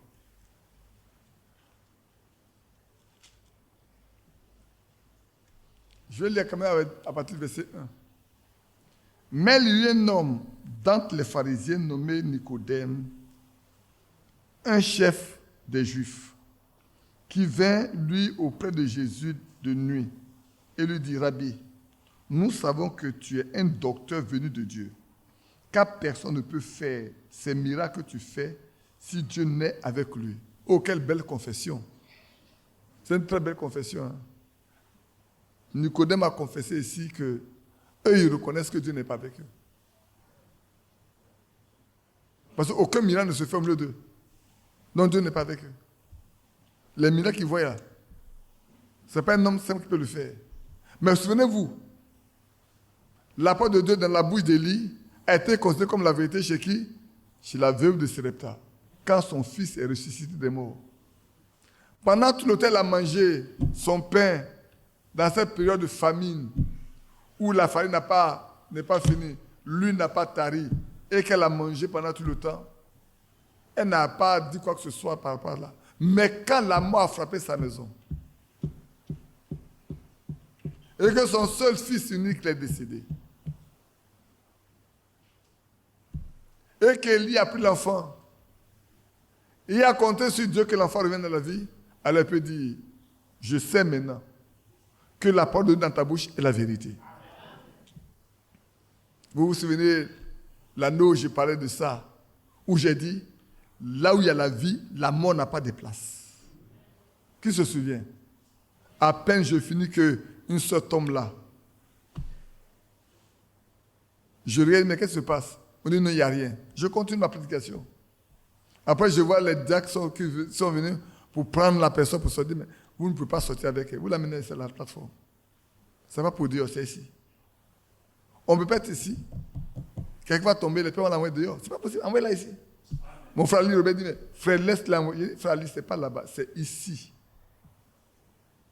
C'est tout embêtant. Hein? On arrive là. Mon frère Mathias essaie de calculer. Il fait comme ça. Tout est blanc. Le noir n'existe pas. Alors j'ai compris que c'était délicat. Je viens de prononcer une parole. Que là où il y a la vie, la mort ne peut pas avoir lieu.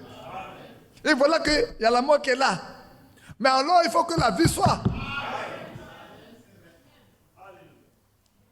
Alors je me suis mis à genoux, sur mes 2 genoux. Et j'ai attrapé le pied de cette sœur. Pourquoi j'ai attrapé son pied? Vous ne savez pas pourquoi. Je voulais voir si du pied froid, ça peut se réchauffer. Quand tu as attrapé, c'était tout froid. Alors, tu attends que ça se refroidisse pour voir que la vie... Quand la personne meurt là, on se refroidit automatiquement. Hein. Quand on le sent, quand on est mort, là, l'âme est sortie, on se refroidit en même temps. Au fur et à mesure, on se refroidit. C'est pour ça qu'après, on devient tout raide. Mais quand la vie vient, le corps commence à se réchauffer, la vie vient. Alors j'ai attrapé le pied, puis je vous ai prié. Mathieu voulait crier, on ne crie pas. On ne crie pas. On parle au Seigneur. Oh, c'est beau de marcher avec Dieu. Hein? Alors on a commencé à parler, c'est beau Seigneur. Et puis je regarde. Ses yeux sont ouverts, mais regarde. J'ai continué de prier jusqu'à ce que j'ai dit, elle est vivante. Et puis je me suis levé. Je l'ai tiré, c'est levé. Je me suis monté à la chaise pour prêcher. Et je vois qu'on a encore tout depuis un temps là. On l'a laissé. Je me suis descendu, j'ai la soulevé, la mettre sur la chaise. Assois-toi ici. Et quand j'ai fini ma chaise rentrée, mais elle était morte. Oui, elle était morte. Mais là où il y a la vie, la mort n'a pas de place. Frère, nous devons laisser Dieu nous... Revenez ici. Revenez ici. Il dit, les miracles que tu fais là, personne ne peut le faire si Dieu n'est pas dedans. Hein? Si Dieu n'est pas avec toi, ce n'est pas possible. Hein? Je lui répondis, en vérité, je te le dis, si un homme ne naît de nouveau, il ne peut voir le royaume de Dieu. En fait, même le mot voir là, dans d'autres termes, c'est comprendre. Tu ne peux pas comprendre le royaume de Dieu. Ce qui se passe dedans, tu ne peux pas comprendre. Si tu n'es pas né de nouveau, tu ne peux pas comprendre. Au verset 5, il dit, Jésus répondit, en vérité, je te le dis, si un homme ne naît d'eau et d'esprit, il ne peut pas rentrer dans le royaume de Dieu. Frère, voulez-vous rentrer dans le royaume de Dieu? Ce n'est pas dans le royaume des cieux, hein? Dans le royaume de Dieu, là où Dieu est maître, où c'est lui qui décide. Voulez-vous rentrer là-bas? La seule condition, première condition, c'est que vous soyez né de nouveau. Que tout devienne nouveau en vous. Que tout change en vous. Et c'est vrai. Que Dieu nous bénisse. Il est déjà 11h40. On va se lever. On pourra poursuivre le soir à la veillée. J'ai encore quelques passages qu'on pourrait bien regarder. Parce qu'on va aller doucement, doucement. On peut se lever ensemble. S'il vous plaît, on se lève. Les enfants, tenez-vous debout. On va tous prier ensemble. Remercier le Seigneur pour le temps qu'on a passé dans sa présence. Prions ensemble. Notre Père Céleste. Oh, nous sommes en ce dernier jour de l'an. C'est ta grâce. Ce qui nous préoccupe tant, c'est notre devenir pour les jours qui viennent. Pour le temps encore qui est à venir, ô notre Père. Tu nous as annoncé l'enlèvement. C'est ça qui est notre préoccupation. Mais nous savons que, Père, Romains 8, verset 9-11 doit être une réalité pour nous. Car l'Esprit de Christ, s'il n'habite pas nous, ne lui appartenons pas. Voilà pourquoi nous intercédons à tes pieds pour que, Seigneur, tu nous accordes l'Esprit de Christ. Et l'Esprit qui a reçu Christ d'entre les morts vienne aussi habiter en nous afin de rendre la vie à nos corps mortels. Ce matin, que tu donnes le faire simplement, Père. Ô Dieu, souviens-toi de nous. Au milieu de nous, s'il y en a qui sont déjà prêts, accomplis ta volonté, Père, pour pousser les autres à bout, pour pousser nous autres à bout, pour nous donner, Seigneur Père Tout-Puissant, de rechercher avec ardeur cette promesse du Père, son accomplissement. Ce matin, nous te remercions pour nous avoir donné ta parole. Nous avons compris que ce qui est essentiel, notre Dieu, c'est de vivre par toi, de vivre pour toi. De laisser tout en tes mains, de ne rien diriger nous-mêmes. De laisser conduire notre vie de bout en bout jusqu'au bout, Père. Oh, relève les malades, guéris les malades au milieu de nous. Donne la vie au milieu de nous. Qu'il n'y ait plus de mort au milieu de nous, Père Céleste. Que nous ayons la vie qui vient de toi. Le salut qui vient de toi, la paix qui vient de toi, le repos qui vient de toi. Enlève la méchanceté de nos cœurs. Qu'il n'y ait pas de méchants au milieu de nous. Des gens qui se dissimulent, Père. Des envieux. Oh Dieu. Seigneur, ceux qui, autrefois, se sont contentés de goûter simplement ta parole, les puissants du siècle à venir et tout. Il y en a qui sont tombés. On l'a vu, Seigneur, dans le désert. Oh, ces hommes qui sont sortis avec Moïse, ont traversé la mer Rouge, ont mangé de la manne, ils ont bu à ce breuvage qui est sorti du rocher. Ils ont été conduits sur la nuée et sur la colonne de feu. Ils ont vu des grandes choses, mais ils ont été incrédules. Ils sont tombés morts dans le désert. Beaucoup n'ont pas plu. Père, fasse que ce ne soit pas ainsi au milieu de nous. Que nous soyons tous, Père Tout-Puissant, des gens qui soient acquis à ta cause. Bénis-nous, Seigneur. Guéris les malades, console les affligés et protège tout le monde. Pour que, Seigneur Jésus, pour cette année qui arrive là, tout change en nous. Accorde le Saint-Esprit, Père. Comme tu as donné cela aux apôtres, tu l'en as aussi donné, Père Tout-Puissant, pas seulement les apôtres, mais 120 personnes qui étaient là. Que tu as aussi donné aux gens qui étaient en Samarie, aux 12 disciples d'Apollos, dans la maison de Corneille. Oh notre Dieu. Même Paul, le persécuteur, l'a reçu de façon instantanée quand Ananias est venu prier avec lui. Père, souviens-toi de nous aussi. Souviens-toi de chaque frère, de chaque sœur. Que l'année ne passe pas, que nous ayons été visités par toi. Gloire à toi seul. Louange et exaltation à toi. Au nom de Jésus-Christ. Amen. Je chantais sur le chemin, conduisant les cœurs, au calvaire ou pour la plaine, le ruisseau vainqueur.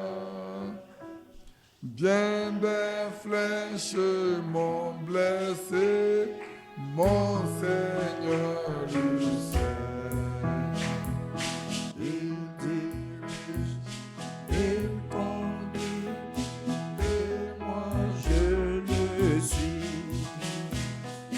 Je désire le voir face à face, et chanter pour toujours sa divine grâce dans les rues pavées d'or, élever ma voix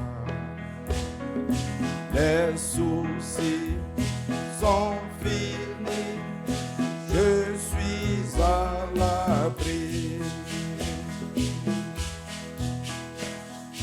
Quand les flots rugissent encore du fond de l'abîme, le Sauveur prend en main la barre divine, lui seul me dirigera en vallée d'en bas. Mais je serai bientôt arrivé là-haut. Je désire le voir et chanter pour toujours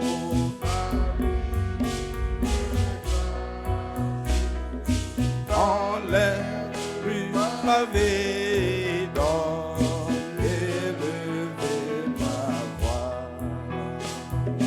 Mes soucis sont finis, je suis à l'abri. Au service de mon Dieu, la nuit peut sembler si sombre que je ne peux plus voir mon sentier. Je me rapproche de lui, il m'éclaire encore, unissant nos efforts, me conduit au port. Je désire le voir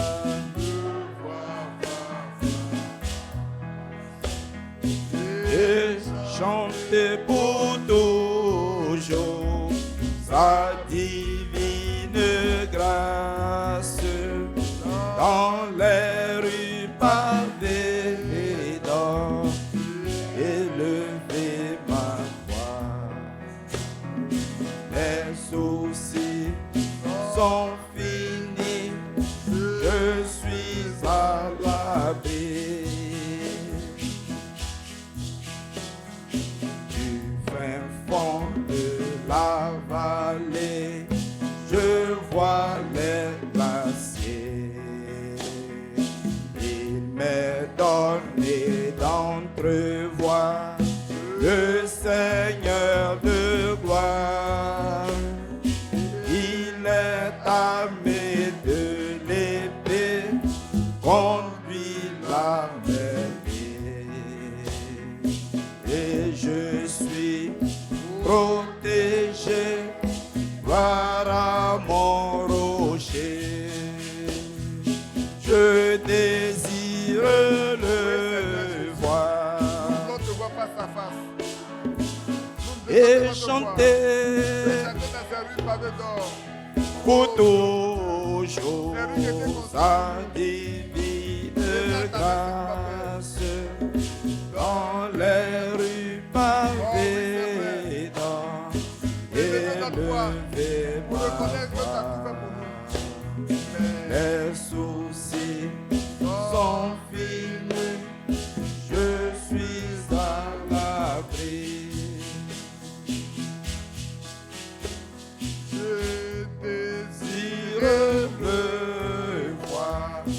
Le voir face à face et chanter pour toujours sa divine grâce dans les rues pavées d'or, élever ma voix. Les soucis sont finis, je suis à l'abri. Seigneur notre Dieu, c'est vrai. Nous avons ce grand désir de te voir face à face. Et chanter pour toujours dans cette ville dont les rues sont pavées d'or, ô notre Dieu. C'est pour cela que nous venons, tant qu'il est possible, de nous retrouver dans ta présence. Fais-nous grâce et remplis-nous de ton esprit. Accorde-nous, Père. Nous voulons tous avoir la promesse du Père, l'avoir accomplie dans notre vie, dans la vie de nos maisons, de nos enfants, de nos petits-enfants, des frères, des sœurs, ceux qui sont ici et ceux qui sont loin. Notre Dieu, étends ta main simplement, écoute de ton ombre, notre Père, que cette année 2024 qui arrive là, nous voit tous comme des hommes et des femmes nouveau-nés, que tout change complètement, qu'il y ait une nette transformation, et que, Seigneur, nous puissions dire, nous aussi, nous faisons partie d'eux. Je suis l'un d'eux, parce que j'ai été baptisé de cet esprit. Je suis l'un d'eux. Je suis candidat pour le ciel. Oh oui, Seigneur, accorde-le-nous. Nous comptons sur toi. Au nom de Jésus-Christ. Amen. Alléluia.